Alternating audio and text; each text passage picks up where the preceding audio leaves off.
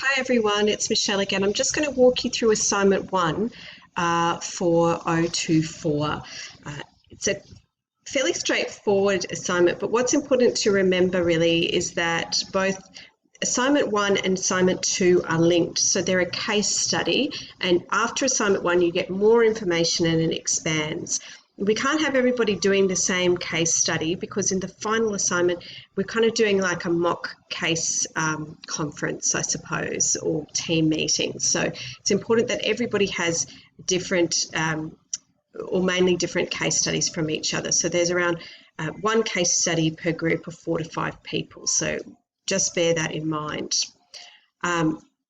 The first assignment, you're actually going to do this role play. Now, that's not that different from what you've done in 004, I suppose, but what we want you to do in this one is to show your engagement strategy. So that might be using strengths cards or sand play or drawing or whatever.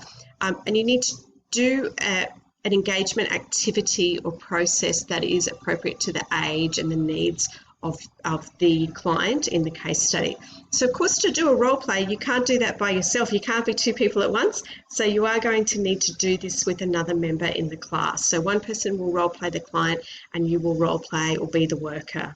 Remember, you are going to be a worker in about 12 months' time. So you can use things like genograms. That's often quite popular as well. So we cover all of these things within the class. What's important to know is it can't be scripted because in real life, as you know from your placements, we can't script our engagement with people. So it's a little bit more complex than that. Now, as I mentioned earlier, there are 5 possible case scenarios to work with, and only a total of 4 people in each class can have that case study. So just bear that in mind. You also need to do a written engagement strategy. So that's just 500 words where you justify the approach that you've used here.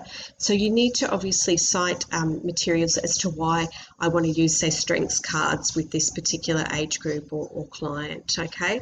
And then you will submit that 500 words into Turnitin, and you'll give us a link to where your video is. So you can pop that video anywhere you like as long as it's accessible to us and the markers. So some people will use YouTube or whatever to do that. So it's quite straightforward, but you will need to have a lot of thought into the case study and the approach that you use and a good solid justification for that.